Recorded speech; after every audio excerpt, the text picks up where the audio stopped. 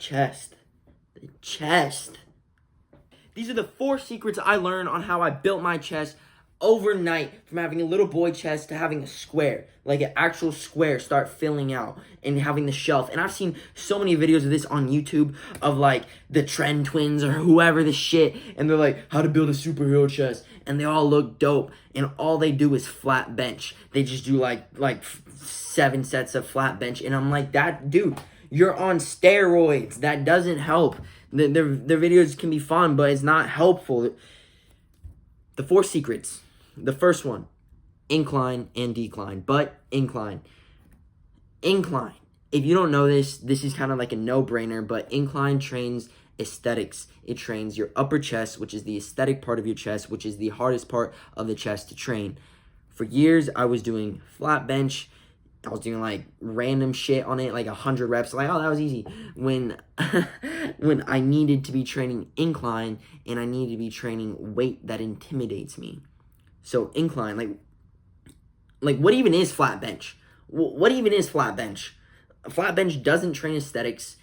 I guess it gets you strong. It's a form of powerlifting, but incline is what the champs hit. It's what all the champs in the world hit, incline.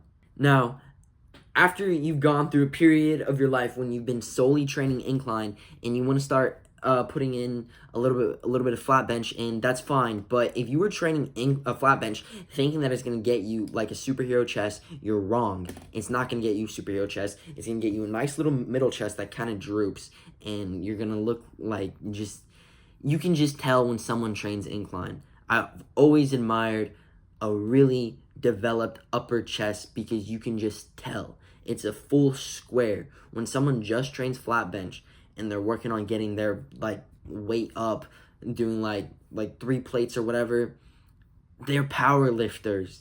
They're not bodybuilders. They're training for strength, whatever, but they're not aesthetic. They don't look like a superhero. They don't have a superhero chest. They just have, a strong guy chest. But the thing is, when you have a superhero chest, you are a superhero.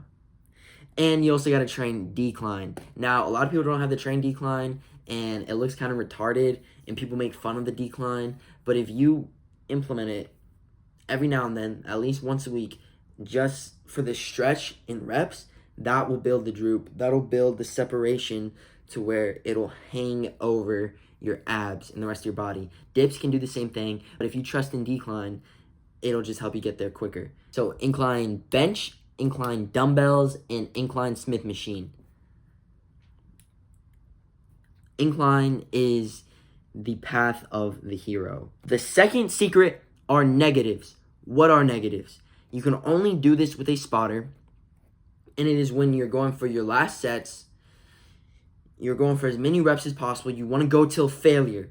If you're lifting on a weight that's good for you or a weight that's heavy for you, it doesn't matter. You go till failure, and then you keep going. So it's where you train the negative, the way down, the eccentric. And you control the weight as much as possible, and you fight it. You fight it on the way down, the negative.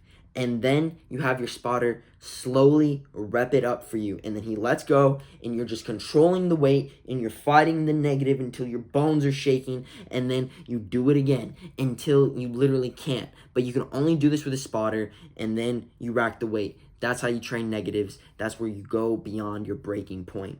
The third secret is push-up game, your push-up game. So when I was 17, I rewatched Batman Begins for the first time since I was a kid. And in one of the scenes where he wakes up in the morning and he just starts doing push-ups right away. So ever since I was 17, I started doing push-ups in the morning. And for years, I was only doing like 17 to like 25 to like a random number like 47. Now I do about like 120 straight regulars. But my push-up game has been maxed out. What you need to be doing is training wide push-ups, diamond push-ups, decline push-ups. There must become a point where instead of just doing regular push-ups, like you have your feet on the bed or whatever, and you're doing decline push-ups, training that upper chest.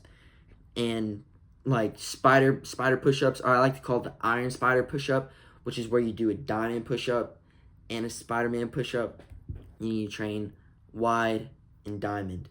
That'll hit outer and inner, and get you the serratuses, which are the lines that go across your chest. And the fourth secret to building a superhero chest is pumping it, the squeeze. So a lot of the times you'll see bodybuilders always in the gym, they're always posing. They always pose in the gym. And that's not like for ego. That's because when you pump blood into your muscle, it gets bigger. What you got to do is say, like, you do your first set of incline and you're starting to feel a pump. What you need to do is squeeze it. And you can grab your hands like this, like they go over each other, and then just squeeze your pecs together. Squeeze it as hard as you can. Just hold it for like 10 seconds, and then flip your hands, and then just hold it again for 10 seconds.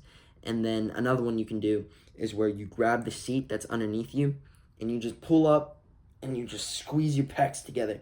And you just hold your breath, and you just squeeze it. You just flex it till you feel like it's gonna pop and rupture, and blood will just pump to your chest, and it'll stretch out the muscles, because that's how muscles really build. It's not about going heavy like these power lifters. It's not about going like for some insane 1-rep PR.